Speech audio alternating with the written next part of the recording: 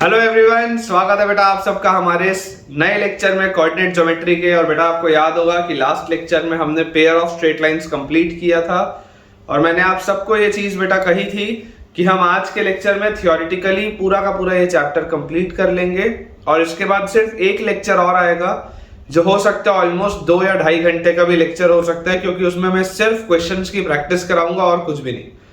तो बेटा आज का लेक्चर हमारा है होमोजेनाइजेशन का और होमोजेनाइजेशन कंप्लीट होते ही थियोरेटिकली पूरा का पूरा स्ट्रेट लाइंस कंप्लीट हो जाएगा। एक लेक्चर, उसके बाद सवालों का और उसके बाद फिर हम सर्कल्स की शुरुआत करेंगे। तो चलिए बेटा आज का अपना लेक्चर स्टार्ट करते हैं। लेकिन आप अपना आज का बच्चों लेक्चर चालू करने के पहले आप में से जितने भी बच्चों ने अभी तक हमारे टेलीग्राम चैनल को ज्वाइन नहीं किया है, बेटा मेरा ये हम्बल रिक्वेस्ट है आप सबसे कि आप हमारे टेलीग्राम चैनल से जुड़िए, जिसका ज्वाइनिंग लिंक आपको नीचे डिस्क्रिप्शन बॉक्स पे दिख रहा होगा। उसे ज्वाइन करने से बच्चों आपको 2 एडवांटेज होंगे। पहला एडवांटेज बच्चों आपको ये होगा कि क्योंकि मैं एक दिन में मल्टीपल लेक्चर्स पोस्ट करता हूँ, आपके पास एक वीडियो क्लास 11th के लिए आता है, एक वीडियो क्लास 12th के लिए आता है, एक यूट्यूब शॉर्ट आता है, तो कई बार बच्चों का कोई लेक्चर छूट सकता है। लेकिन बेटा अगर आप हमारे टेलीग्राम चैनल से जुड़े रहेंगे तो आपका कभी भी कोई भी लेक्चर छूटेगा नहीं और आपको हमेशा इस बात की जानकारी भी होगी कि आपको कब कौन सा लेक्चर देखना है, क्योंकि मैं टेलीग्राम में सब सीक्वेंस वाइज शेयर करता हूं कि कब कब मैंने क्या क्या पोस्ट किए। तो उससे बच्चों आपका बहुत ज्यादा फायदा होगा।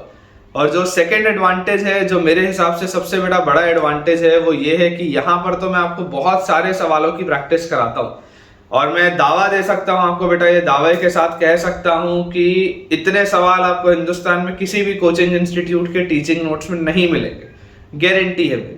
लेकिन उसके बाद भी बेटा मैं आपको ये बोलूंगा कि आपको अगर सिलेक्शन अपना इंश्योर कराना है तो आपको प्रैक्टिस के लिए और ज्यादा क्वेश्चंस की जरूरत है। और वो एक्स्ट्रा क्वेश्चंस आपको कहाँ मिलेंगे? तो अगेन आपके टेलीग्राम चैनल पे मिलेंगे। तो जल्दी से बच्चों हमारे टेलीग्राम चैनल पे विजिट करिए, अपने आप को उसमें ज्वाइन करवाइए ताकि आप अपना प्रिपरेशन को नेक्स्ट लेवल पर लेकर जा पाए। और इसके साथ साथ बच्चों एक अनाउंसमेंट और है, आप देख सकते हैं, अगर डिस्क्रिप्शन बॉक्स आप देख रहे होंगे तो उसमें आपको एक यूट्यूब चैनल का लिंक भी दिख रहा है। वो मेरा पर्सनल ही यूट्यूब चैनल है, क्योंकि मुझे ऐसा लगता है कि बच्चे कई बार अपने आईआईटी की जर्नी में डीमोटिवेटेड फील करते हैं। तो आप लोग को थोड़ा मोटिवेटेड रखने के लिए, आपको थोड़ा इंस्पायर्ड रखने के लिए, चार्ज्ड अप रखने के लिए वो एक चैनल है जिसमें सिर्फ मोटिवेशनल कंटेंट आएगा और वो सिर्फ स्टूडेंट से रिलेटेड रहेगा, ताकि आप बच्चे हमेशा चार्ज अप रहें और एक पॉजिटिव माइंडसेट के साथ अपने एग्जाम को क्रैक करें। तो चलिए बेटा स्टार्ट करते हैं अपना आज का lecture.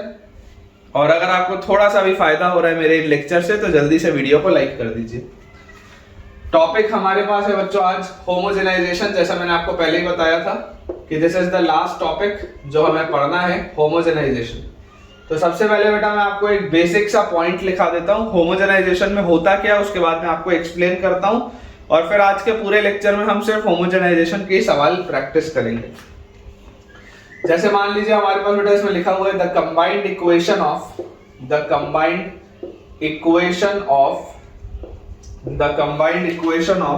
Pair of straight lines the combined equation of the pair of straight lines joining origin combined equation of the pair of straight lines joining origin to the point of intersection of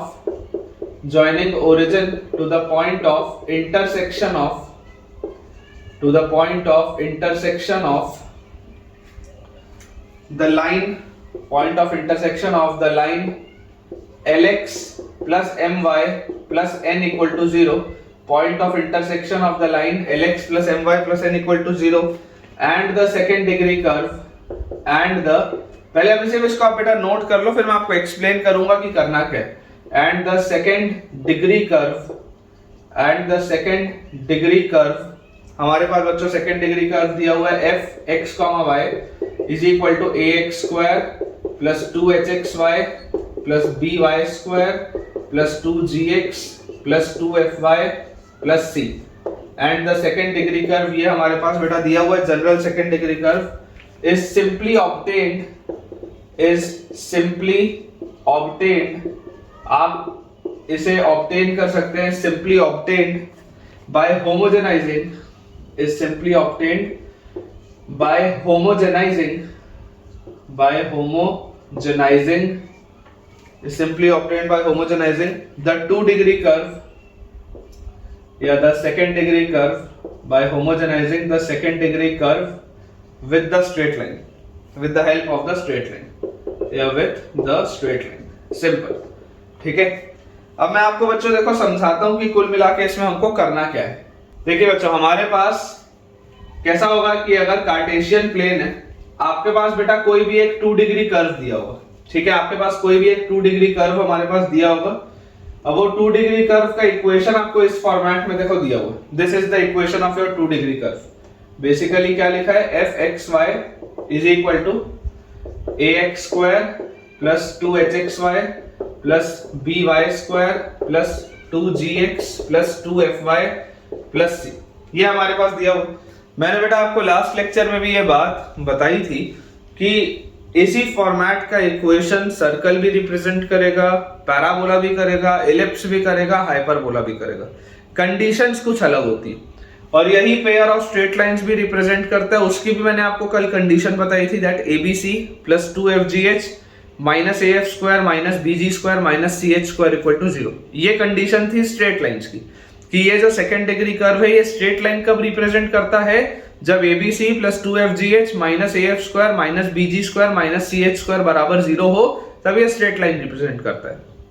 आगे आने वाले lectures में मैं आपको बताऊंगा कि ये circle कब रिप्रेजेंट करेगा, मैं आपको बताऊंगा कि ये पैराबोला कब होगा, या एलिप्स कब होगा, या हाइपरबोला कब होगा. सब कुछ बनेगा, अलग अलग कंडीशंस पर ये सब कुछ बनेगा. ठीक है, तो वो अपन देखेंगे बेटा आगे जैसे जैसे बढ़ते जाएंगे. फिलहाल के हमको देखो एक चीज पता है कि एक सेकंड डिग्री हमारे पास कर्व दिया है. अब इस सेकंड डिग्री कर्व में, इस बच्चों सेकंड डिग्री कर्व में इंपॉर्टेंट चीज क्या है, इस सेकंड डिग्री कर्व में इंपॉर्टेंट चीज ये है कि आपको बताना है combined equation of the pair of straight line joining the origin to the point of intersection of the line this with this second degree curve. ये आपका है function of x and y. ये वाला सेकंड डिग्री कर्व का कुछ इस तरीके का ग्राफ. एग्जैक्ट अपने को ग्राफ प्लॉटिंग नहीं करनी. और यहां पर आपके पास ये एक लाइन है which is Lx plus My plus n equal to 0. ये हमारे पास एक लाइन है which is Lx plus My plus n equal to 0. हमारा उद्देश्य क्या है, हमारा उद्देश्य है कि ये जो पॉइंट ऑफ इंटरसेक्शन है, ये जो बच्चों पॉइंट ऑफ इंटरसेक्शन है इस कर्व का इस स्ट्रेट लाइन के साथ, इस कर्व का इस स्ट्रेट लाइन के साथ जो पॉइंट ऑफ इंटरसेक्शन है, अगर मान लो मैं इस पॉइंट को A और इस पॉइंट को B कह दूं, तो इंपॉर्टेंट बात यह होती है कि मुझे ओरिजिन से A को और ओरिजिन से B को ज्वाइन करती हुई जो दो लाइंस हैं, मुझे इंटरेस्ट है कंबाइंड इक्वेशन लिखने में, combined equation of OA and OB. मेरा उद्देश्य ये. होमोजेनाइजेशन में मैं क्या करना चाहता हूं, तो होमोजेनाइजेशन में मुझे कंबाइंड इक्वेशन लिखने में इंटरेस्ट है. मैं चाहता हूं कि मैं इस OA और OB का कंबाइंड इक्वेशन लिखूं. जैसे पेयर ऑफ स्ट्रेट लाइंस लिखते थे ना, वैसे तो देखो वही लिखा है, the combined equation of the pair of straight lines joining the origin, origin को ज्वाइन करती हुई, joining the origin to the point of intersection of the line Lx plus My plus n in the second degree curve. किसको join करती हुई, इस line का इस curve के साथ जिन दो पॉइंट्स पर मिलन होगा, जिन दो पॉइंट्स पर इंटरसेक्शन होगा, उसको ज्वाइन करती हुई जो लाइंस हैं, उसका पॉइंट ऑफ इंटरसेक्शन बच्चों आपको बताना है.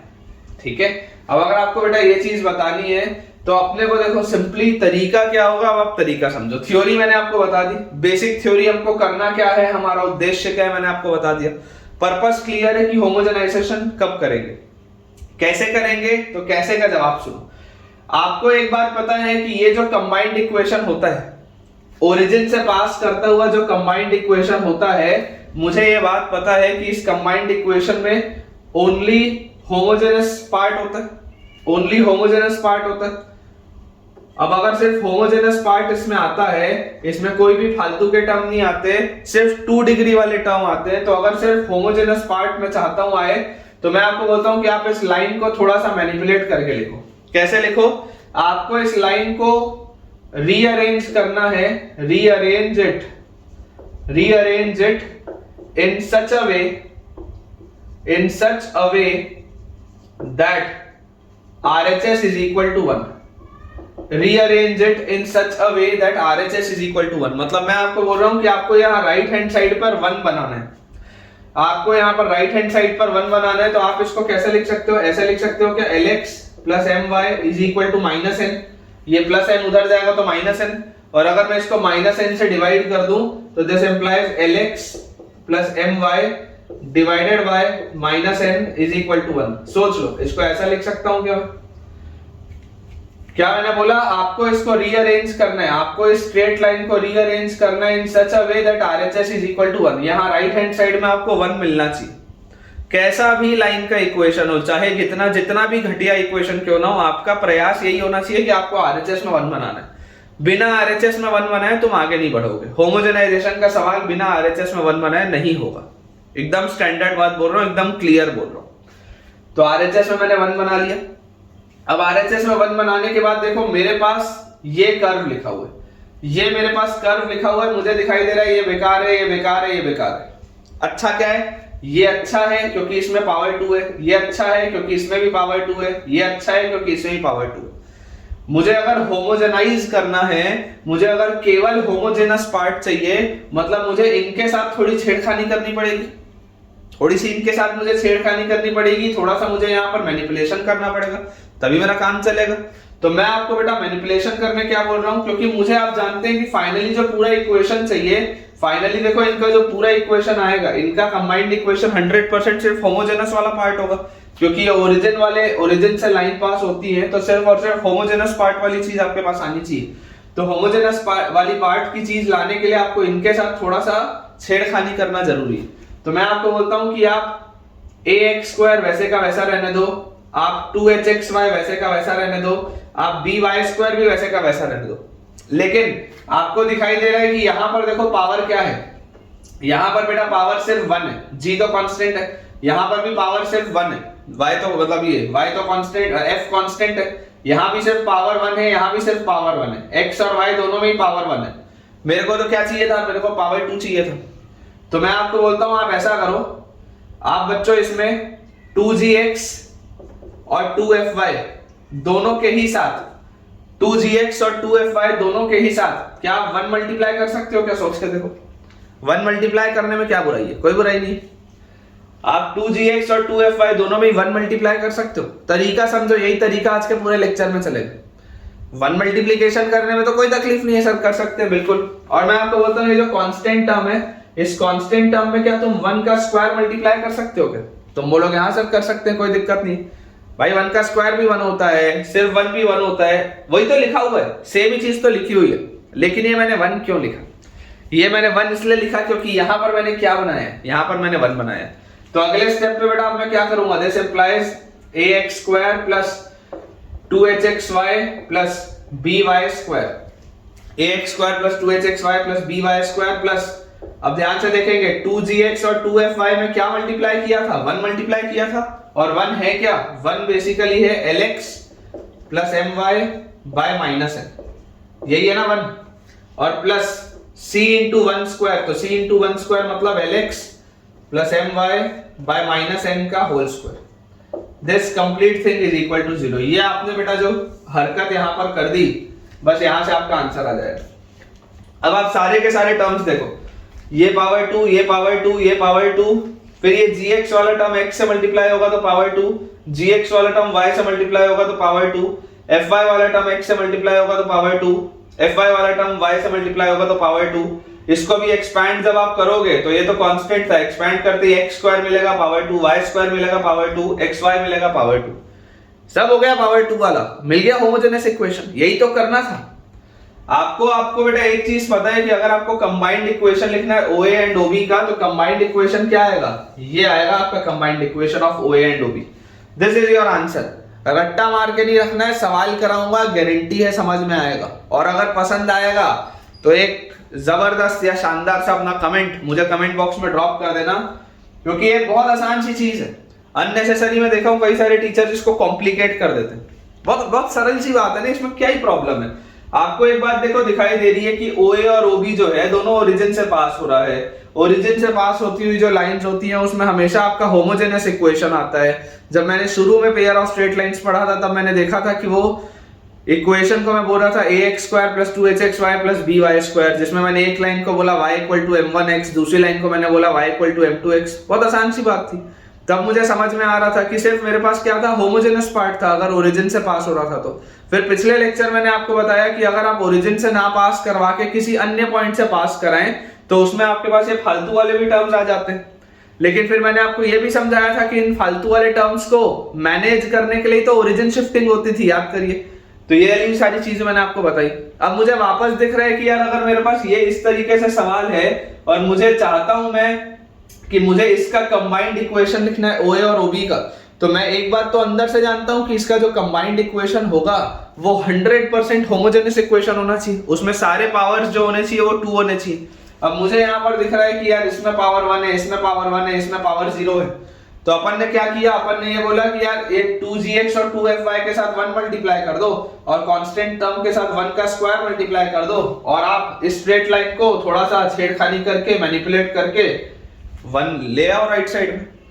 ये सिंपल सा बेटा इसका अप्रोच है, ठीक है। एंड आई होप आपको बच्चों ये चीज अच्छे से समझ में आई भी होगी। थोड़ा भी अगर डाउट रह गया हो, वीडियो को रिवाइंड करके दोबारा सुने या कमेंट से पूछे, क्योंकि अब बच्चों हम सिर्फ आज सवालों की प्रैक्टिस करेंगे। इसके साथ आपका थ्योरी खत्म हो चुका है। Homogenization was the last part, theory complete हो गया। अब सिर्फ मैं सवाल आपको कराऊंगा होमोजेनाइजेशन के। देखिए बच्चों, सवाल अपने पास लिखा हुआ है, find the equation of line pair, find the equation of line pair, find the equation of line pair joining origin, find the equation of line pair joining origin and the point of intersections,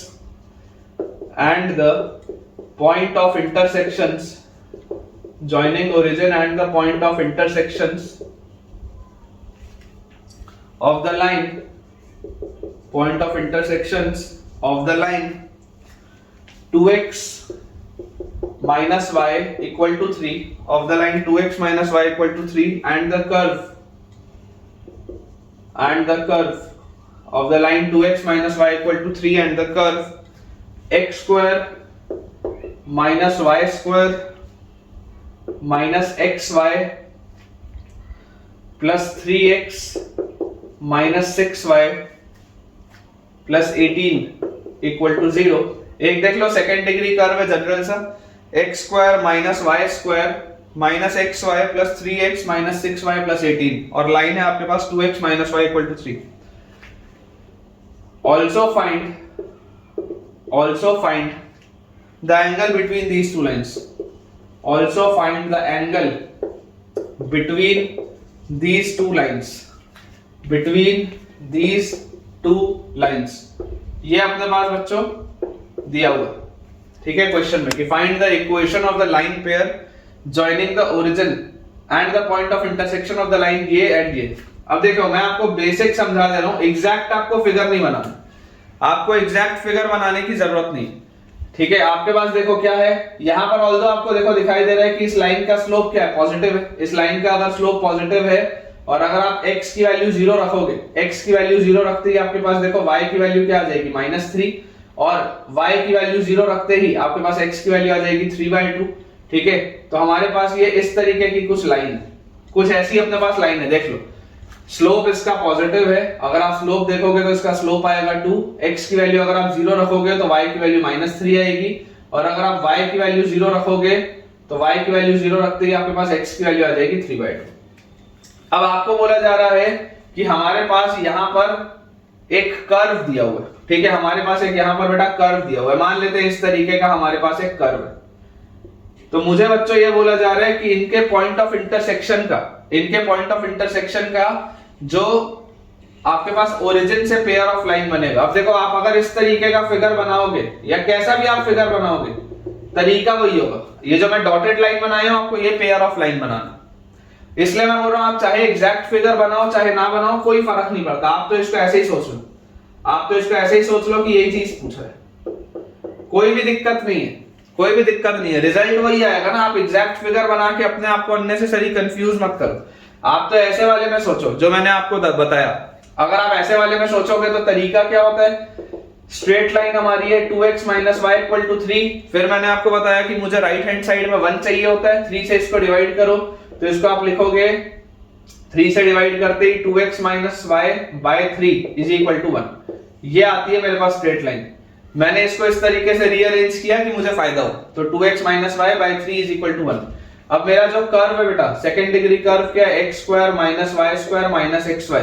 ये देखो ये जो तीनों terms हैं, ये तीनों terms में तो पावर 2 है, कोई प्रॉब्लम नहीं है। अब मुझे अगर होमोजेनाइज करना है तो मैं आपको बोलूंगा कि ये जो 3x माइनस 6y है इसके साथ आप 1 मल्टीप्लाई करो, तो इसके साथ आप मल्टीप्लाई करो 2x माइनस वाई बाय 3, यही अभी मैंने आपको बताया। और ये जो कांस्टेंट टर्म है, कांस्टेंट टर्म के साथ आप 1 का स्क्वायर मल्टीप्लाई करो, मतलब 2x माइनस वाई बाय 3 का स्क्वायर। और एक बार ये करने के बाद आप ऑब्जर्व कर लो कि यार आपका होमोजेनाइज हो रहा है या नहीं हो रहा, क्योंकि ये पावर 2 ये पावर 2 ये पावर 2 इनसे जब ये मल्टीप्लिकेशन होगा तो ये सब भी पावर 2 और ये ओपन अप आप करोगे ब्रैकेट तब ये भी पूरा पावर 2, मतलब आपने सही किया होमोजेनाइज। अब आपको सिर्फ ये सॉल्व करना है, क्या बोला जा रहा है, equation of the line pair, ठीक है ना। मान लो अगर ये पॉइंट ए है ये पॉइंट बी है, तो कंबाइंड इक्वेशन जो आपके पास आएगा ये अभी आप लिख रहे हैं कंबाइंड इक्वेशन, ठीक है, ये हम यहां पर लिख रहे हैं। ये जो पूरा इक्वेशन लिख रहा हूं मैं कंबाइंड इक्वेशन लिख रहा हूं, तो यहां से मेरे पास देखो क्या आ जाता है, x square minus y square minus x y और प्लस। अब यहां पर मुझे क्लियरली दिखाई दे रहा है कि 3 इसको कट करेगा, जब 3 इसको कट करेगा तो यहां पर आपके पास आ गया x minus 2y into 2x minus y. तो जब x का मल्टीप्लिकेशन 2x के साथ होगा तो 2x स्क्वायर, फिर x का मल्टीप्लिकेशन y के साथ होगा तो माइनस एक्स वाई, फिर माइनस 2y का मल्टीप्लिकेशन 2x के साथ होगा तो माइनस 4xy, और माइनस 2 का मल्टीप्लिकेशन माइनस y के साथ यहां पे आ जाएगा तो प्लस 2y स्क्वायर, ये आ गया अपने पास। एंड सिमिलरली यहां पर देखो ये 3 का स्क्वायर जब आप करोगे तो 3 का स्क्वायर 9 होगा, 9 इस 18 को कट करेगा तो 2 आएगा। तो यहां पर आपके पास अंदर बचा है 2x माइनस y का स्क्वायर, तो 2x का स्क्वायर होता है 4x स्क्वायर इंटू 2 तो 8x स्क्वायर, फिर y स्क्वायर तो यहां आ जाएगा 2y स्क्वायर, और अंदर आपके पास क्या आ जाएगा 2 इंटू 2x इंटू y, तो मतलब आ जाएगा माइनस 4xy इंटू 2 तो माइनस 8xy। पूरे को अगर बेटा थोड़ा सा अपन रीअरेंज करें, अच्छे से सिंप्लीफाई करें तो अपने को दिखाई देता है ये x स्क्वायर ये 2x स्क्वायर, तो 3x स्क्वायर और 8x स्क्वायर, तो ये अपने पास आ जाता है 11x स्क्वायर, ठीक है, ये अपने पास आ गया। फिर xy वाला अगर अपन टर्म देखें तो ये माइनस xy और उसके बाद ये माइनस xy, तो माइनस 2xy हो गया, और माइनस 4xy तो माइनस 6xy हो गया, माइनस 6xy और माइनस 8xy, तो ये अपने पास हो गया माइनस 14xy। और बेटा अगर y स्क्वायर को आप देखोगे तो देखो माइनस y स्क्वायर और प्लस 2y स्क्वायर, तो प्लस y स्क्वायर और प्लस 2y स्क्वायर तो प्लस 3y स्क्वायर, ये आता है आपके पास कंबाइंड इक्वेशन। और आप क्लियरली बच्चों इस बात को देख सकते हैं कि ये जो कंबाइंड इक्वेशन है ये ऑलरेडी होमोजेनाइज्ड है, क्योंकि आपको दिखाई दे ही रहा था कि ये ओरिजिन से पास होगा, तो ये ऑलरेडी बेटा आपका होमोजेनाइज्ड इक्वेशन आ चुका है। एक बार मैं टैली भी कर लेता हूं, 11x स्क्वायर बिल्कुल सही, प्लस 3y स्क्वायर बिल्कुल सही, माइनस 14xy बिल्कुल अपन ने बेटा ये करेक्ट तरीके से किया है। अब देखिए अगर आपको इनके बीच में एंगल निकालना हो, आप चाहें तो आप अलग से 2 स्ट्रेट लाइंस भी निकाल सकते हैं, लेकिन आपसे अलग से इसको फैक्टराइज करने नहीं बोला गया, अलग से आपको इसको फैक्टराइज करने नहीं बोला गया। ऑल्दो आपको बहुत आसान सा दिख रहा है कि आप इसको माइनस 11xy और माइनस 3xy में ब्रेक कर दो तो फैक्टराइज हो जाएगा, कोई बहुत बड़ी बात नहीं। लेकिन हमें देखो क्या बोला जा रहा है, हमें बोला जा रहा है find the equation of the line pair joining the origin and the point of intersections of the line, तो ये आपका आ गया आंसर, ठीक है, ये आपका आ गया एक आंसर, लाइन पेयर आपके पास आ गया, कंबाइंड इक्वेशन जो निकालना था। Also find the angle between these two lines. अब एंगल क्या होता है, अगर ये आपके पास होमोजेनस पार्ट आ रहा है, इसमें देखो a की वैल्यू आपके पास आ रही है 11 और b की वैल्यू आपके पास आ रही है 3 और h की वैल्यू आपके पास आ रही है -7, 2hxy होता है ना, h की वैल्यू आ रही है -7, तो एंगल हमारे पास होता है tan theta is equal to mod of twice of root over h square minus ab upon a plus b, ठीक है, ये अपने पास होता है twice of root over h square minus ab upon a plus b, तो this is mod of twice of root over h square मतलब 49 minus ab मतलब 33 upon a plus b मतलब 14, ये आ गया अपने पास mod 2 और ये 14 कटेगा 7, 49 minus 33 कितना होता है 16 का रूट होता है 4, तो यहां से बेटा थीटा की वैल्यू आ जाती है tan इनवर्स 4/7। ठीक है क्या, देख लो थीटा की वैल्यू हमारे पास आ जाती है tan इनवर्स 4/7। यहां से आप निकालेंगे theta will be tan inverse 4/7। बहुत आसान से बेटा सवाल होते हैं। देखिए अगर आपको बेसिक्स क्लियर है तो कोई भी सवाल डिफिकल्ट हो ही नहीं सकता। जेई मेंस हो या जेई एडवांस हो, बच्चों को प्रॉब्लम सिर्फ ये आती है कि आप कंसेप्चुअली नहीं सोचते। अदरवाइज मैं आपको फिर गारंटी दे रहा हूं बेटा, द मोमेंट मैंने अपना सिलेबस कंप्लीट किया, मैं आपको बढ़िया से बढ़िया सैंपल पेपर्स कराऊंगा। मैं अलग से आपके लिए पूरी प्लेलिस्ट भी अपलोड करूंगा जिसमें मैं चैप्टर वाइज आपको जेई के जितने सवाल आए आज तक, चाहे वो 50 हो चाहे वो 100 हो, मैं सारे आपको करा दूंगा। मैं चाहता हूं कि ये चैनल एक ऐसा चैनल बने which will be the one stop solution for any of your maths problem. आपका जो भी कष्ट हो मैथ्स को लेके वो इस चैनल में रिजॉल्व हो जाए। तो आप और क्या क्या चाहते हैं इस चैनल से मुझे एक बार कमेंट से बताइए, ताकि हम मिलके बेटा आपकी पढ़ाई को और सक्सेसफुल बना पाए। नेक्स्ट अपने पास बच्चों सवाल लिखा हुआ है, find the value of m, find the value of m, find the value of m if the lines joining the origin, if the lines joining the origin, find the value of m if the lines joining the origin to the points common to, joining the origin to the points common to, joining the origin to the points common to x square plus y square, x square plus y square plus x minus 2y minus m equal to 0 and x plus y equal to 1 and x plus y equal to 1 are at right angles, are at right angles। ठीक है, ये अपने पास बेटा दिया हुआ है। ठीक है, देखिए मैं आपके क्वेश्चन एक बार दोबारा रीड कर देता हूं। क्वेश्चन क्या लिखा है, find the value of m। आपको m की वो सारी वैल्यूज बतानी है if the line joining the origin to the point common to the curve ये एंड ये आर एट राइट एंगल्स। तो सबसे पहले तो देखिए आप फिगर बनाइए, क्योंकि ये डायरेक्ट होमोजेनाइजेशन का एप्लीकेशन, डायरेक्ट होमोजेनाइजेशन का एप्लीकेशन है। ये आपके पास एक लाइन है x plus y equal to 1, इस तरीके की आपके पास ये लाइन है, और ये मेरे पास एक ऐसा कर्व है। अब मुझे देखो इसमें बोला क्या जा रहा है बेटा, मुझे इसमें ये बोला जा रहा है कि ये जो कर्व है ये जिन दो पॉइंट्स पे इससे मिलता है, find the value of m if the lines joining the origin to the point common to these two. Origin से जो लाइन निकलती है, ओरिजिन से बच्चों जो लाइन निकलती है जो इन दोनों के पॉइंट ऑफ इंटरसेक्शन को जोड़ती है, line joining the origin to the points common to this are at right angles. मतलब कुल मिला के अगर ये 90 डिग्री हुआ, अगर ये बच्चों 90 डिग्री हुआ, मतलब कि आपके पास ये ओरिजिन O है, ये वर्टेक्स A है, ये वर्टेक्स B है, और आपको बोला जा रहा है कि OA is perpendicular to OB, तो M का वैल्यू बताइए क्या होगा। बहुत सिंपल सा सवाल। ठीक है, OA is perpendicular to OB, तो m का वैल्यू बताइए क्या होगा। ये सिंपल एप्लीकेशन है होमोजेनाइजेशन का। ठीक है ना, this question is an application of homogenization, this is application of homogenization. ऐसे सवाल बहुत फ्रीक्वेंटली आ जाते हैं बेटा मेंस के पेपर में। एडवांस में तो नहीं, एडवांस के लिए तो बहुत आसान सा सवाल है, लेकिन मेंस में हाँ ऐसे सवाल आ जाते हैं। This is the application of homogenization, ये बात अपने को पता होनी चाहिए। अब देखो मेरे पास स्ट्रेट लाइन क्या दी हुई है, x plus y equal to 1। यहां पर तो ऑलरेडी राइट हैंड साइड पे 1 है, तो इसमें कुछ भी छेड़खानी करने की जरूरत नहीं, ऑलरेडी राइट साइड पे 1 है। आप सबसे पहले कंबाइंड इक्वेशन लिखिए OA और OB का, combined equation of OA and OB, combined equation of OA and OB। उसके बाद ये परपेंडिकुलर वाली चीज का क्या करना है मैं आपको बताऊंगा, लेकिन सबसे पहले हम क्या लिखेंगे, कंबाइंड इक्वेशन, कि अगर ओरिजिन से ये लाइन पास हो रही है तो OA और OB का कंबाइंड इक्वेशन कितना होगा। तो यार यहां से आप देखो, यहां से आपके पास कर्व दिख रहा है x square plus y square. यहां पर देखो कोई भी xy वाला टर्म तो है नहीं, तो x square plus y square plus, अब यहां पर ये x माइनस 2y है, तो आप जानते हैं कि x माइनस 2y के साथ क्या मल्टीप्लाई होता है, 1 मल्टीप्लाई होता है। 2gx प्लस 2fy के साथ 1 मल्टीप्लाई होता है, तो 1 की जगह आप क्या मल्टीप्लाई करेंगे, x प्लस y।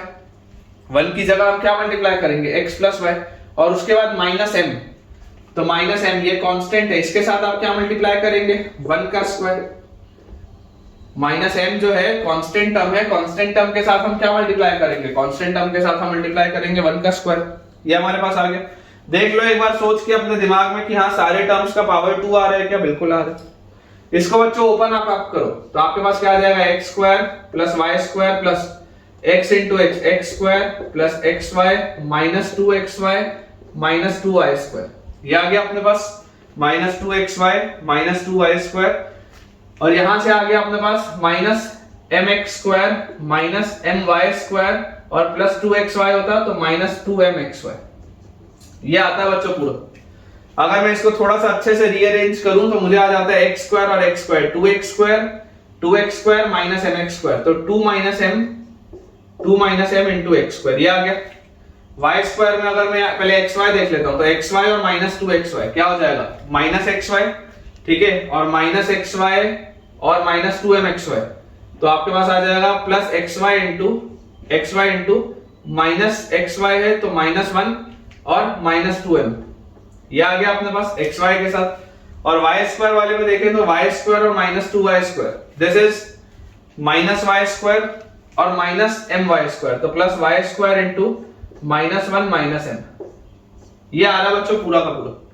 ये आपके पास पूरी की पूरी चीज आ रही है। इसको आपने सिंप्लीफाई किया तो this is equal to 0, this is equal to 0। ये अपने पास चीज आ गई।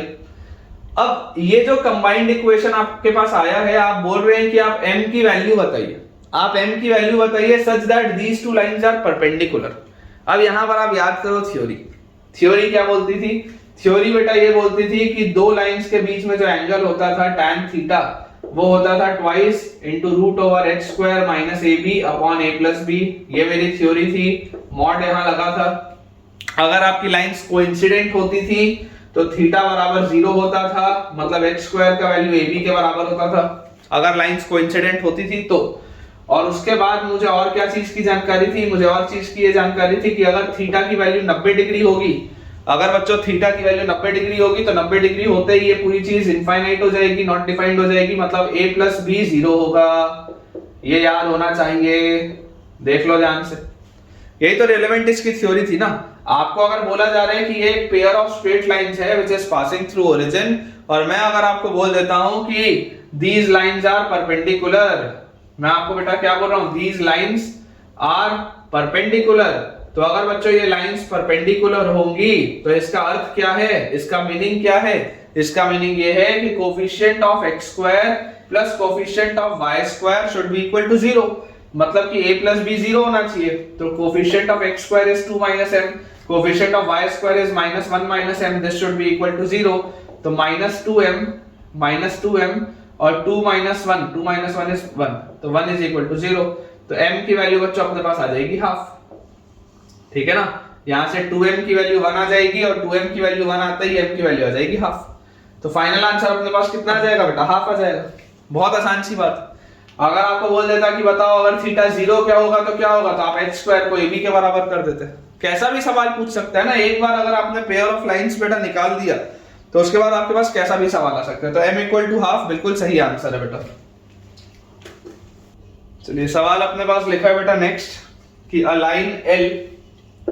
a line L passing through the point 2,1, a line L passing through the point, a line L passing through the point 2,1, a line L passing through the point 2,1 intersects the curve, a line L passing through the point 2,1 intersects the curve 4x square plus y square, 4x square plus y square minus x plus 4y minus x plus 4y minus 2 equal to 0. 4x square plus y square minus x plus 4y minus 2 equal to 0 at the points A and B. At the points A and B. At the points A and B. If the lines joining origin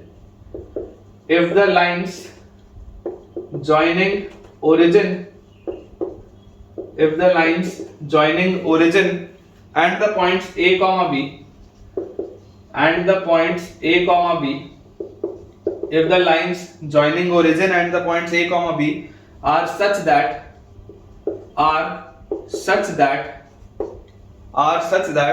the coordinate axes are the bisectors, are such that the coordinate axes are the bisectors between them,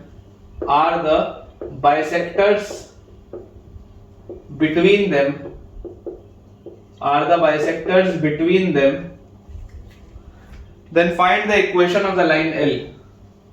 Then find the equation of line L. ये अपने पास बच्चों सवाल है, ठीक है। याद करिए बेटा, इसकी भी रिलेवेंट थ्योरी मैंने आपको बताया था कि जब हम एक सिंपल अकेली स्ट्रेट लाइन की बात करते थे तो इक्वल इंक्लिनेशन मतलब क्या होता था? इक्वल इंक्लिनेशन मतलब होता था स्लोप की वैल्यू -1 या स्लोप की वैल्यू 1। इक्वल इंक्लिनेशन मतलब तब होता था स्लोप की वैल्यू 1 या -1, अगर आप एक सिंगल लाइन की बात करते थे। लेकिन बेटा अगर मैं पेयर ऑफ लाइंस की बात करता था तो पेयर ऑफ लाइंस में इक्वल इंक्लिनेशन या equally inclined with coordinate axis के केस में ही आपका जो कोऑर्डिनेट एक्सिस होता था वो क्या होता था? इस तरीके का जब आपके पास प्रोफाइल होता है, if this is your line L1 and this is your line L2, अगर ये एंगल थीटा है और ये एंगल थीटा है, मतलब both the lines are equally inclined with the axis of x, या अगर मैं बोल देता हूं कि ये एंगल आपके पास 90 माइनस थीटा है और ये वाला भी एंगल आपके पास 90 माइनस थीटा है, तो इसका मतलब क्या होता था? इस केस में जो आपकी एंगल बाइसेक्टर होती है, इस केस में बच्चों ये जो आपकी एंगल बाइसेक्टर होती है वो एंगल बाइसेक्टर आपका कोऑर्डिनेट एक्सिस ही होता है। ये यही वाला केस था। और इस केस में इक्वल इंक्लिनेशन के केस में आप याद करिए m1 प्लस m2 की वैल्यू 0 होती थी, और अगर m1 प्लस m2 की वैल्यू 0 होती थी मतलब h की वैल्यू 0 होती थी, और h की वैल्यू 0 होती थी मतलब कोफिशिएंट ऑफ xy की वैल्यू 0 होती थी। ये अपने पास प्रोफाइल होती थी, ये अपने को याद रखना है। ये अपने पास बच्चों प्रोफाइल होती थी, ये अपने को याद रखना है, ठीक है। तो a line L passing through the point 2,1 intersects the curve ये।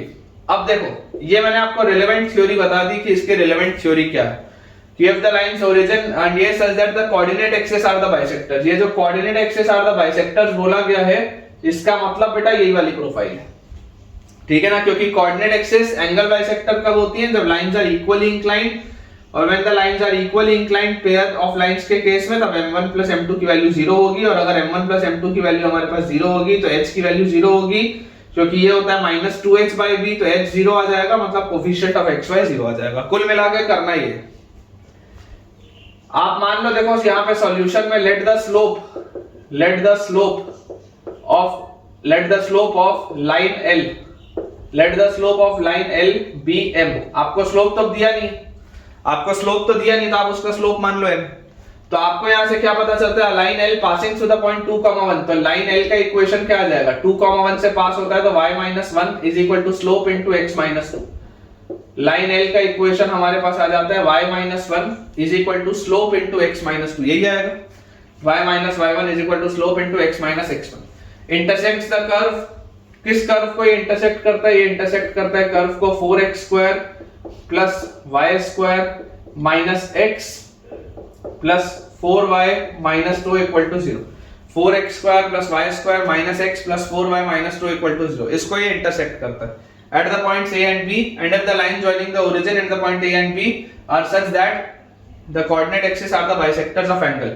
मतलब कि बेटा आप ये समझिए कि इसका जो कर्व होगा ना, इसका कर्व कुछ इस तरीके का आपके पास ऐसा होगा, कुछ ऐसा आपके पास कर्व होगा, और ये इस तरीके से यहाँ पर इसको मिल रहा होगा, और ये आपकी एक लाइन होगी L।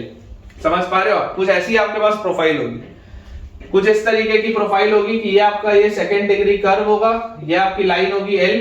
अब इसको अपन जब सॉल्व करेंगे और प्रॉपर अपना आंसर निकलेगा तब देखते हैं कैसा आता है, लेकिन इस तरीके का आप मान के चलिए कि कुछ काम हो रहा है कि ये आपका कर्व है और एक ऐसी लाइन L है, और ये लाइन L इनको जहां पर मीट कर रही है उन पॉइंट्स को जब आप ओरिजिन से ज्वाइन करेंगे तो ऐसी प्रोफाइल बनेगी। इसी केस में कोऑर्डिनेट एक्सिस जो होगा वो एंगल बाइसेक्टर का रोल अदा करेगा। तो बेटा एक बात तो समझ में आता है कि कंबाइंड इक्वेशन जो आप लिखेंगे, combined equation of OA and OB, combined equation of OA and OB, तो OA और OB का जैसे ही आप कंबाइंड इक्वेशन लिखेंगे तो आपके पास देखो इक्वेशन क्या आ जाएगा? Combined equation of OA and OB हमारे पास यहां से आ जाता है x स्क्वायर 4x स्क्वायर है 4x square plus y square. फिर यहां पर बेटा देखो आप ध्यान से xy वाला टर्म तो है नहीं तो प्लस ये माइनस x प्लस 4y जो पूरा था इसके साथ हम क्या मल्टीप्लाई करते हैं 1 मल्टीप्लाई करते हैं। यहां से देखो अगर आपको 1 लिखना होता है 1 कैसे लिखेंगे, यहां से बच्चों अपने पास आ जाएगा y minus 1 is equal to mx minus 2m। ठीक है, y minus 1 is equal to mx minus 2m। अब देखो बच्चे इसमें गलती कैसे करते हैं, बच्चे कई बार इसको लिख देते हैं कि आप इसको लिख देंगे y minus 1 divided by mx minus 2m is equal to 1। ये गलत है। ठीक है, होमोजेनाइज करने का मतलब ये नहीं है कि कैसे भी 1 ले आओ। आपको देखो अगर आप इस तरीके से इसको लिखते हो तो इस तरीके से लिखने में गलती क्या होगी, इस तरीके से बच्चों लिखने में आपको गलती होगी कि ये नीचे x आ गया। अब जैसे आप यहां पर सब्स्टिट्यूट करोगे तो होमोजेनस इक्वेशन नहीं बनेगा। फिर एक और गलती क्या बच्चे करते हैं, एक गलती और करते हैं कि इसको लिख देंगे y और minus mx is equal to 1 minus 2m और यहां से लिख देंगे y minus mx plus 2m is equal to 1। एक गलती ये भी होती है, एक गलती ये भी होती है, ये भी गलत है। क्यों ये भी गलत है, ये भी बेटा इसलिए गलत है क्योंकि जैसे आप इसको यहां पर रखोगे आपको अगेन होमोजेनस इक्वेशन नहीं मिलेगा। रख के देख लो सारे टर्म्स में पावर 2 नहीं आएगा। सही तरीका क्या है, सही तरीका है कि आपको LHS में सिर्फ न्यूमरेटर में x और y चाहिए, तो ये आपके पास आ जाएगा y minus mx divided by 1 minus 2m is equal to 1। ये करेक्ट है। ठीक है, this is correct. y minus mx divided by 1 minus 2m is equal to 1, ये बेटा बस सही है। बाकी ये भी गलत है और ये भी गलत है। अब देखो जैसे आप इसको यहां पर पुट करेंगे आपके पास आ जाता है 4x square plus y square plus minus x plus 4y into यहां पर क्या होता है 1 होता है, तो 1 की जगह मैं लिख दूंगा y minus mx upon 1 minus 2m और उसके बाद माइनस 2, तो माइनस 2 इंटू 1 का स्क्वायर होता है मतलब y minus mx upon 1 minus 2m का square. This is equal to 0। ये आपके पास देख लो। अब आप इसको अगर सिंपलीफाई करके देखोगे भी तो ये पूरा एक होमोजेनस इक्वेशन, और अगर बेटा ये पूरा का पूरा आपके पास एक होमोजेनस इक्वेशन आ रहा है तो आप बहुत आसान सी बात है, क्या अपने को करना है, अपने को बेटा सिर्फ इसमें से, चलो इसको एक बार पहले थोड़ा सिंपलीफाई अपन करते हैं। हमारे पास आ जाएगा 4x square plus y square, फिर ये जब बेटा माइनस x वाला टर्म y वाले टर्म से मल्टीप्लाई होगा तो आपके पास आएगा माइनस xy अपॉन, ठीक है, माइनस xy अपॉन अपने पास ये चीज आ जाएगी 1 माइनस 2m, ये आ गया minus xy upon 1 minus 2m। फिर माइनस x वाला इससे मल्टीप्लाई होगा तो plus mx square upon 1 minus 2m। उसके बाद फिर 4y वाला टर्म मल्टीप्लाई होगा तो plus 4y square upon 1 minus 2m। फिर ये 4y वाला इससे होगा तो minus 4mxy upon 1 minus 2m। वैसे यहां पर अगर आप देखो इसको आप ओपन अप करोगे तो पहले मिलेगा y square by 1 minus 2m का स्क्वायर इंटू माइनस 2, तो minus 2 into y square upon 1 minus 2m का स्क्वायर, ये सबसे पहले। फिर क्या मिलेगा m square x square divided by 1 minus 2m का होल स्क्वायर इंटू माइनस 2, तो minus 2 m square x square divided by 1 minus 2m का स्क्वायर। और लास्ट में अपने को यहाँ पे मिलेगा माइनस 2 mxy, इसको जब आप ओपन अप करोगे तो माइनस 2 mxy और माइनस 2, तो plus 4 mxy divided by 1 minus 2m का square. This is equal to 0। आप बच्चों जब इसको ओपन अप करोगे तो इस तरीके से आपके पास ये चीज आनी चाहिए। अगर मैंने कैलकुलेशन मिस्टेक ना किया हो तो मेरे हिसाब से ये सही। अब इसको आप पूरा सिंपलीफाई मत करो। आपको देखो क्या बोला जा रहा है कि कोफिशिएंट ऑफ xy 0 होना चाहिए था। मैं इसको बिना पूरा ओपन अप किए भी डायरेक्टली xy का कोफिशिएंट लिख सकता था, लेकिन उससे बच्चों को कंफ्यूजन होता। ठीक है, तो आप xy के कोफिशिएंट ढूंढो। xy का कोफिशिएंट आपके पास यहां पर आ रहा है which is -1 bye 1 minus 2m सबसे पहले। फिर xy का कोफिशिएंट आपके पास यहां पर आ रहा है which is -4 bye 1 minus 2m। ठीक है, -4 बाय 1 माइनस 2m, यहां पे m भी है तो -4m बाय 1 माइनस 2m ये आ गया। और अपने पास देखो कहां पर आ रहा है xy का कोफिशिएंट, ये लास्ट में आ रहा है, ये लास्ट में अपने पास आ रहा है which is +4m by 1 minus 2m का square plus 4m divided by 1 minus 2m का स्क्वायर। ये बच्चों जो xy का कोफिशिएंट है ये बेसिकली 0 होना चाहिए। अब अगर ये वाली चीज 0 होनी चाहिए तो बाकी क्या लिखा है उससे कोई फर्क नहीं पड़ रहा है। ये अपने पास देखो क्या आ गया, जैसे बच्चों आप इसको ध्यान से देखेंगे, this gives us 4m by 1 minus 2m का whole square, 4m by 1 minus 2m का whole square is equal to, ये पूरा उधर जाएगा तो 4m plus 1, 4m plus 1 divided by 1 minus 2m, 4m plus 1 divided by 1 minus 2m। अगर बेटा इस एक 1 माइनस 2m से मैं इसको एक को कट कर दूं तो यहां से मेरे पास एक आंसर तो क्या आ जाता है कि 1 minus 2m is equal to 0। क्योंकि अगर आप मान लो इसको ट्रांसपोज करते और ट्रांसपोज करने के बाद आप इसको जब सॉल्व करते और एक साइड कॉमन लेते, तो जब भी आप फैक्टर्स कट करते हैं तो आपको ये बात पता ही है कि आपको एक जगह उसको लिखना चाहिए। तो यहां से आपके पास m की वैल्यू क्या आ जाती, हाफ आ जाती। एक तो ये आंसर आता हुआ दिख रहा है। इसके बाद बेटा जब आप इसको सिंप्लीफाई करेंगे तो यहां से आपके पास आ जाएगा 4m इज इक्वल टू, ये 1 माइनस 2m उससे मल्टीप्लाई होगा तो 1 और 4m मल्टीप्लाई होगा तो 4m, फिर 1 और 1 मल्टीप्लाई होगा तो 1, फिर माइनस 2m और ये मल्टीप्लाई होगा तो माइनस 8m स्क्वायर, ठीक है, और माइनस 2m जब 1 से मल्टीप्लाई होगा तो माइनस 2m। यार ये 4m से ये 4m कटा तो आपके पास देखिए क्वाड्रेटिक एक क्या बन रहा है आपके पास बच्चों, क्वाड्रेटिक बन जा रहा है 8m square plus 2m minus 1, 8m square plus 2m minus 1 is equal to 0।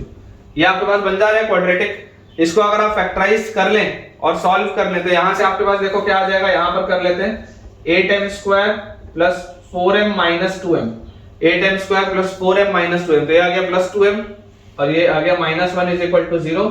तो 4m कॉमन तो अंदर अपने पास आ जाएगा 2m प्लस 1 और फिर माइनस 1 कॉमन तो अंदर अपने पास आ जाएगा 2m plus 1 is equal to 0। तो बेटा m की वैल्यू आपके पास आ जा रही है 1/4 या माइनस 1/2। यहां से m की वैल्यू आ जा रही है 1/4 या माइनस 1/2। तो आप देख सकते हैं बेटा आपके पास तीन वैल्यूज आ रही है m की। तो यहां से बेटा आपको ध्यान से देखो ऑब्जर्व करने की एक चीज है, इसको मैं थोड़ा सा यहां से क्लियर कर लेता हूं ताकि अपन आराम से इसको सॉल्व कर पाए। इंपॉर्टेंट देखो ऑब्जर्वेशन क्या है कि आपने m की तीन वैल्यूज तो निकाल ली। अब लेकिन बेटा जो आपने सबसे पहली m की वैल्यू निकाली थी, सबसे पहली आपकी m की वैल्यू क्या आई थी, हाफ। आप देखो अगर आप m की वैल्यू हाफ रखोगे, m की वैल्यू हाफ रखते ही आपके पास आ जाएगा y minus 1 is equal to half into x minus 2। Clearly आप देख सकते हैं ये माइनस 1 और ये हाफ इंटू माइनस 2 कट जाएगा। यार ये तो y इक्वल टू x/2 आ गया। क्या ये कभी भी पॉसिबल है क्या, m की वैल्यू हाफ तो कभी भी पॉसिबल नहीं है। m की वैल्यू बेटा आप हाफ कैसे रख सकते हैं, समझने की आप कोशिश करिए। अगर आप m की वैल्यू हाफ रखेंगे तो तीसरी लाइन भी ओरिजिन से पास कर जाएगी, थक तो कभी आएगा ही नहीं ना इंटरसेक्शन। आप देखो एक आपके पास कर्व है ऐसा, ये लाइन भी ओरिजिन से पास कर गई और ये भी ऐसा हो गया, ये तो इस तरीके का केस हो जाएगा। तो क्या m की वैल्यू कभी भी हाफ हो सकती है क्या, तो m की वैल्यू बेटा हाफ तो रखना पॉसिबल ही नहीं। और वैसे भी देखो अगर आप इसको सॉल्व करोगे, पूरे को अगर आप सिंप्लीफाई करोगे तो ये m इक्वल टू हाफ नीचे आ रहा था, डिनोमिनेटर में आ रहा था, जिसको आप राइट साइड में इजीली भेज सकते हैं। आप ध्यान से देखिए आपने यहाँ पर जो भी चीज लिखी हुई थी, जब आप उसको इक्वल टू 0 करेंगे पूरे को सॉल्व करने के लिए, तो आपको पता है कि डिनोमिनेटर कभी भी 0 नहीं हो सकता, तो आप उसको डायरेक्टली राइट साइड में भेज सकते हैं। तो इसकी वजह से m इक्वल टू हाफ तो आपका रिजेक्ट हो जाएगा। यहां से अपने पास क्या आ जाता है, m की वैल्यू 1/4 या माइनस हाफ, इसको यहां डाल दो तो आपके पास रिक्वायर्ड इक्वेशन लाइन का क्या आ जाएगा, लाइन का इक्वेशन आ जाएगा y minus 1 is equal to 1/4 into x minus 2, मतलब कि 4y minus 4 is equal to x minus 2, मतलब कि x माइनस 4y और plus 2 is equal to 0, x minus 4y plus 2 equal to 0। ये हो गई एक लाइन। और दूसरी लाइन अपने पास आ सकती है y minus 1 is equal to minus half into x minus 2, तो यहां से अपने पास आ जाएगा 2y minus 2 is equal to minus x plus 2, 2y minus 2 is equal to minus x plus 2, and this gives us x plus 2y, x plus 2y minus 4 is equal to 0। ये अपने पास बेटा दो लाइन आएंगी, मतलब कि ऐसे दो possible lines हो सकती हैं जिनका कि जब आप इंटरसेक्शन निकालेंगे इस कर्व के साथ, तो ये जो कर्व के साथ इंटरसेक्शन वाली जो दो लाइंस को आप ओरिजिन से जब ज्वाइन करेंगे तो आपका जो कोऑर्डिनेट एक्सिस होगा वो कोऑर्डिनेट एक्सिस बिहेव करेगा एज द एंगल बाइसेक्टर, ठीक है। तो एक लाइन अपने पास आ जाती है बेटा x minus 4y plus 2 equal to 0, बिल्कुल सही है। और दूसरी लाइन अपने पास आ जाती है x plus 2y minus 4 equal to 0। देखिए बेटा नेक्स्ट अपने पास क्वेश्चन लिखा हुआ है, if the straight lines joining the origin, if the straight lines joining the origin and the points of intersection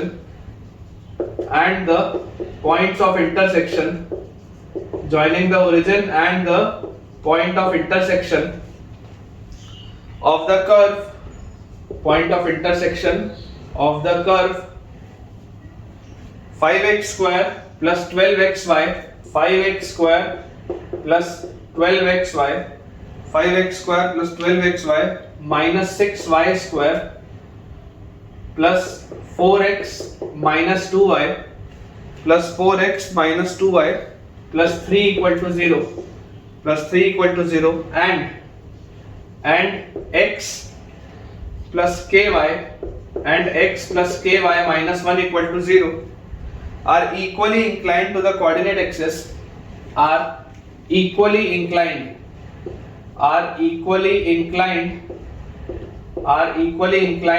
to the coordinate axis, are equally inclined to the coordinate axis, then find the value of k. देखो बेटा ये भी बिल्कुल same question है जैसा last वाला था, बिल्कुल सिमिलर क्वेश्चन है। आपको यहाँ पर देखो क्या बात समझ में आ रही है, आपको बेटा यहाँ पर भी यही बात समझ में आ रही है कि अगर कोऑर्डिनेट एक्सिस इक्वली इंक्लाइंड है, अगर कोऑर्डिनेट एक्सिस इक्वली इंक्लाइंड है तो ये जो आपका कर्व होगा और ये जो आपकी स्ट्रेट लाइन होगी, बेसिकली इस केस में भी क्या आएगा, m1 प्लस m2 की वैल्यू आएगी 0, मतलब कि h की वैल्यू आएगी 0, मतलब कि कोफिशिएंट ऑफ xy जो होगा, coefficient of xy will be 0। यही आपको करना है बेसिकली बेटा, यही आपको दोबारा करना है, क्योंकि बोला जा रहा है if the straight lines joining the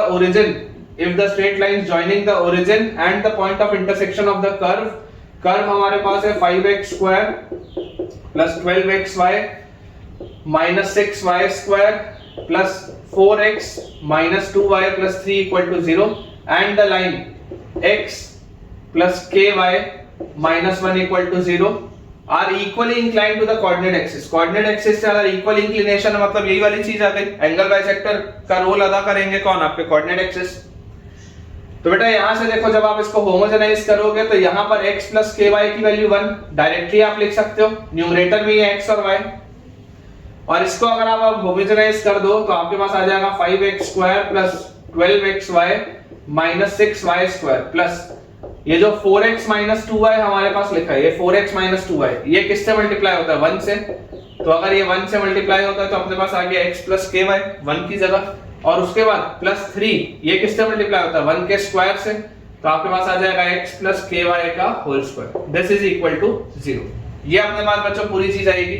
अब देखो अगर मैं डायरेक्टली आपको बोलूं कि बिना इसको एक्सपेंड किए आप सर्च करो for coefficient of xy, search for coefficient of xy, कि xy के कोफिशिएंट्स कहां-कहां पर है, तो xy का कोफिशिएंट यहां है 12, फिर इनको जब आप मल्टीप्लाई करोगे तो ये 4x जब ky से मल्टीप्लाई होगा तो 4k आएगा xy का कोफिशिएंट, माइनस 2y जब x से मल्टीप्लाई होगा तो माइनस 2 आएगा xy का कोफिशिएंट, और फिर यहां पर देखो आपके पास अंदर आएगा x square plus k square y square plus 2k xy आएगा, अंदर आपके पास आएगा 2k xy और 3 भी है तो प्लस 6k, इस पूरे की वैल्यू 0 होगी। बेसिकली xy का कोफिशिएंट जहां भी आया मैंने लिख लिया, तो यहां से अपने पास देखो क्या आ गया, 10 plus 10k is equal to 0, तो k की वैल्यू आ जाएगी बेटा माइनस 1। एकदम सिंपल, एकदम आसान सा बेटा सवाल, बहुत इजी क्वेश्चंस होते हैं इसमें, ठीक है। चलिए अगला देखते हैं। अगला बच्चों अपने पास सवाल लिखा हुआ है, if the angle between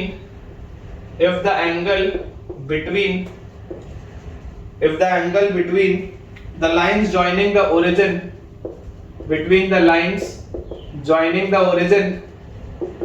if the angles between the line joining the origin and the point of intersections, line joining the origin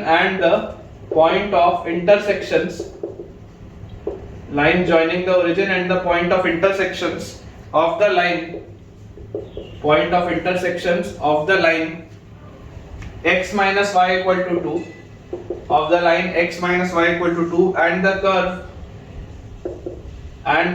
of the line x minus y equal to 2 and the curve x square minus 4xy, x square minus 4xy plus 2y square, x square minus 4xy plus 2y square minus 2x plus y plus k equal to 0 minus 2x plus y plus k equal to 0 is 45 degree find k. ये अपने पास बच्चों सवाल है, क्या बोला जा रहा है कि if the angle between the lines joining the origin and the point of intersection of the line and this curve is 45 degree. अब आपको एंगल दिया हुआ है दोनों के बीच में, तो आपको बेटा k की वैल्यू पूछा जा रहा है। मतलब कि किस तरीके का सवाल है कि अगर मेरे पास ऐसा एक कर्व हो, ये एक ऐसी लाइन हो और ये लाइन इस कर्व को जहां जहां पर इंटरसेक्ट करती है उनके बीच के जो आपके पास पॉइंट आते हैं, वो पॉइंट से जब आप ओरिजिन से लाइन को ज्वाइन करें तो जो एंगल बनता है दैट इज 45 डिग्री। ये अपने पास बच्चों बोला जा रहा है। ठीक है, आप एक्चुअल फिगर मत देखें क्योंकि एक्चुअल फिगर के हिसाब से तो स्लोप आपका पॉजिटिव आना चाहिए, तो आपको कंफ्यूजन हो जाएगा। तो आप एक्चुअल फिगर ना देखें, आप जस्ट इसको ऑब्जर्व करके चलें। ठीक है, तो यहां से देखो आपके पास लाइन है x minus y equal to 2, तो यहां से आप लिख सकते हैं x minus y by 2 is equal to 1। ठीक है, इस तरीके से आपने इस लाइन को लिख लिया। क्लियरली आप देख सकते हैं x और y सिर्फ ऊपर है, बाकी सारा चीज नीचे। और आपके पास देखो जैसे आप कंबाइंड इक्वेशन लिखोगे, कंबाइंड इक्वेशन आपके पास क्या आ जाएगा, combined equation will be x square minus 4xy plus 2y square, x square minus 4xy plus 2y square, फिर माइनस 2x और y जो है, माइनस 2x और y बच्चों जो आपके पास है, इसका मल्टीप्लिकेशन 1 से होता है, तो 1 की जगह आपके पास आ जाएगा x माइनस वाई बाई 2। ठीक है, और प्लस k जो है कांस्टेंट टर्म, इसका मल्टीप्लिकेशन होता है किससे, 1 के स्क्वायर से, मतलब x माइनस वाई बाई 2 का square, this is equal to 0। ये अपने पास आता है। अब यहां पर बेटा जैसी ये चीज आती है, अब इसको आपको देखो सिंपलीफाई करना पड़ेगा, यहां पर आपको सिंपलीफिकेशन करना पड़ेगा। तो यहां से आपके पास क्या आ जाएगा, x square minus 4xy plus 2y square. अब जब ये बेटा माइनस 2x इस x बाई 2 से मल्टीप्लाई होगा तो आपके पास क्या आ जाएगा, माइनस x स्क्वायर। ठीक है, माइनस 2x जब x बाई 2 से मल्टीप्लाई होगा, फिर माइनस 2x जब माइनस y बाई 2 से मल्टीप्लाई होगा तो 2 से 2 माइनस से माइनस, तो आ जाएगा आपके पास प्लस xy। फिर y जब इससे मल्टीप्लाई होगा तो प्लस xy बाई 2, और उसके बाद जब y इससे मल्टीप्लाई होगा तो माइनस y स्क्वायर बाई 2, ये आ गया। और उसके बाद यहां से अपने पास आ जाता है x स्क्वायर बाई 2, तो अपने पास आ गया kx square by 2 plus y square by, नहीं 2 नहीं आएगा, नीचे 4 आएगा, kx स्क्वायर बाय 4, फिर y स्क्वायर बाय 4 आएगा तो प्लस ky स्क्वायर बाय 4, और फिर माइनस 2xy, माइनस 2xy और नीचे 4 है तो माइनस xy बाय 2 और k, तो माइनस kxy बाय 2। ये अपने पास आती है बेटा पूरी चीज, ये पूरी चीज अपने पास आती है। क्लियरली आपको देखो यहाँ पर क्या क्या दिखाई देता है, आपको बेटा यहाँ पर दिखाई दे रहा है कि x स्क्वायर और माइनस x स्क्वायर, ये तो कट गया। तो मेरे पास टोटल x स्क्वायर वाले टर्म कितने हैं, तो सिर्फ एक टर्म है, which is k by 4 x square, सिर्फ एक टर्म। फिर xy वाले अगर मैं टर्म देखूं तो xy वाले टर्म में मेरे पास क्या आ जाता है, xy वाले टर्म में आ जाता है ये आपके पास xy बाय 2 और xy और xy बाय 2, दिस इज 3xy बाय 2 और माइनस 4xy, तो xy के साथ अपने पास आ जाता है 3 बाय 2 और माइनस 4, और लास्ट में है अपने पास माइनस k बाय 2। ये आपके पास आ जाता है xy के साथ माइनस 4, यहां से 3 बाई 2, इस तरीके से आ गए। और y स्क्वायर वाले में अगर बेटा मैं ध्यान से देखूं तो y स्क्वायर वाले में मुझे देखो दिखाई देता है कि ये 2y स्क्वायर और माइनस y स्क्वायर बाई 2, तो this is 3y square by 2 और प्लस ky स्क्वायर बाई 4।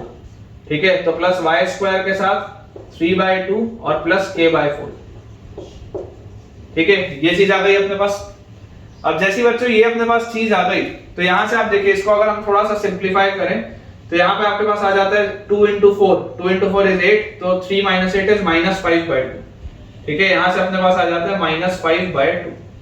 पूरे का अगर बेटा मैं एलसीएम बोल दूं कि पूरे का एलसीएम 4 आएगा, आप पूरे को 4 से मल्टीप्लाई कर दो तो आपके पास आ जाता है kx स्क्वायर प्लस 4 से मल्टीप्लाई करते ही xy इंटू 4 से जैसे आप मल्टीप्लाई करोगे तो यहाँ पे आपके पास आ जाएगा -10 और -2k, ये आ गया 4 से मल्टीप्लाई करके, और यहाँ पर 4 से मल्टीप्लाई करते ही आपके पास आ जाएगा 6 plus k, this is equal to 0।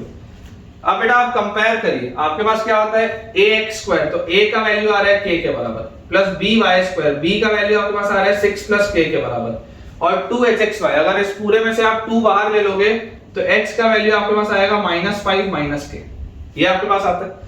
हमें यहाँ पर बोला जा रहा है कि अगर इनके बीच में एंगल 45 डिग्री है तो मुझे एक बात पता है कि tan थीटा होता है mod of twice of root over h square minus A b upon a plus b. ये अपने पास आती है पूरी चीज, twice of root over h square minus A b upon a plus b, और 45 डिग्री है तो ये हो जाएगा 1। अगर 45 डिग्री है तो tan 45 हो जाएगा 1। तो यहां से बच्चों आप क्लियरली बोल सकते हैं कि a प्लस बी का स्क्वायर, अगर आप स्क्वायर कर दे दोनों साइड, तो a प्लस बी का square will be equal to 4 times H square minus A b. यहां से आप ये बोल सकते हैं। जैसे आप इसको स्क्वायर कर देंगे तो a प्लस बी का square will be equal to 4 times H square minus A b. बस यहां पर पुट कर दो तो a प्लस बी मतलब कि k plus 6 plus k, a plus B का square is equal to 4 times H square. H square मतलब आपके पास क्या आ जाएगा, -5 माइनस k का स्क्वायर, एच स्क्वायर माइनस ए बी की जगह हमारे पास आ जाएगा यहां से 6k प्लस k स्क्वायर, ये चीज आ जाएगी। ठीक है, माइनस ए बी की जगह अपने पास आ जाएगा 6k प्लस k स्क्वायर। तो बेटा इसको अगर आप एक्सपैंड करेंगे तो देखिए ये आपके पास लिखा हुआ है, बेसिकली अंदर क्या लिखा हुआ है, 2k प्लस 6 लिखा हुआ है। ये आपके पास लिखा हुआ है 2k प्लस 6 का स्क्वायर, ऐसा लिखा हुआ है। और अगर आप इसमें से 2 कॉमन ले लें और 4 से इसको कट कर दें, ठीक है, 2 कॉमन लेके अगर आप 4 से इसको कट कर दें तो बेसिकली आपके पास बचा ये k प्लस 3 का स्क्वायर।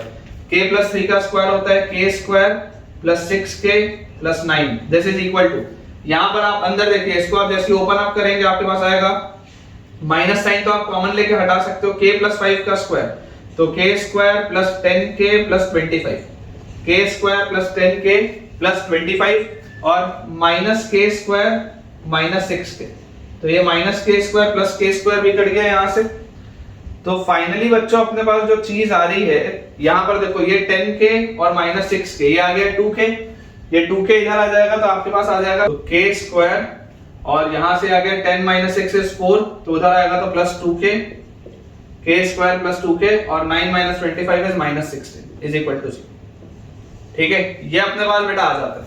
अब इसको आप अगर चाहें तो सॉल्व करके k की वैल्यू निकाल सकते हैं। ठीक है ना, जैसे आप इसको सॉल्व करेंगे क्लियरली आपको दिखाई देता है कि इसका जो डिस्क्रिमिनेंट आएगा b स्क्वायर माइनस 4ac वो पॉजिटिव आएगा। आप सॉल्व करके बच्चों इसमें से k1 और k2 की वैल्यू निकाल सकते हैं, कोई भी दिक्कत नहीं, k1 और k2 आपके पास निकल जाएगा, जो पूछा जा रहा है वो सॉल्व हो जाएगा। ठीक है, ओरिजिनली मेरे पास जो सवाल था, ओरिजिनली मेरे पास बोला गया था कि sum of all possible values of k, sum of all possible values of k, possible values of k, ठीक है, तो sum of all possible values of k क्या आ जाएगा, माइनस बी वाई मतलब -2, and product of all possible values of k, product of all possible values of k, product of k, possible values of k आपके पास क्या आ जाएगा, -b bye c bye मतलब -16। ओरिजिनली मेरे पास बेटा सवाल ये दिया हुआ था कि जो सम आएगा सारी वैल्यूज का possible that will be -2 and product will be -16। ठीक है, अगर ये लिखना हो तो ये भी आप लिख सकते हैं, अदरवाइज अगर आपको k का एग्जैक्ट वैल्यू निकालना हो तो आप सॉल्व करके उसको बहुत आराम से निकाल सकते हैं। तो ठीक है बच्चों, विद दिस हम अपने आज के लेक्चर के एंड पे पहुंच चुके हैं और मुझे उम्मीद है कि आपको आज का लेक्चर बहुत अच्छे से समझ में आया होगा। थ्योरेटिकली ये चैप्टर कंप्लीट हो चुका है, एक लेक्चर और लेंगे, थोड़ा लंबा लेक्चर लेंगे ताकि आपको सारे क्वेश्चंस की मैं प्रैक्टिस करवा पाऊं। तो मिलते हैं बच्चों अगले लेक्चर में। अगर आपको आज का लेक्चर फायदा पहुंचाया है तो किस रूप में आज आपको फायदा हुआ, क्या आज आपने मुझसे नया सीखा, मुझे कमेंट्स में आप बेटा शेयर करके बताएं। और अगर आपको वीडियो पसंद आया हो तो वीडियो को लाइक करें, चैनल को सब्सक्राइब करें और दोस्तों के साथ इस वीडियो के लिंक को शेयर भी करें ताकि उन सब की पढ़ाई बहुत अच्छे तरीके से हो पाए। Thank you.